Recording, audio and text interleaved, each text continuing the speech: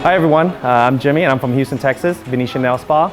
In my hand I have the OneJet from Gulfstream. And I'm here to show you how easy to put it in, all right? First thing you do is put the liner like you normally do for a pedicure, fill it up with water, and once the water reaches level, go ahead and put the jet in where the original jet is supposed to be. Once it's in place, all you do is press the power button and it turns on.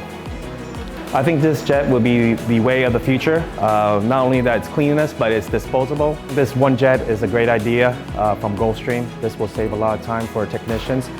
Whereas before they would have to go to the back, get the old jet clean and get ready for the next client. All you have to do here is just throw it up, wrap it up in the liner and throw away.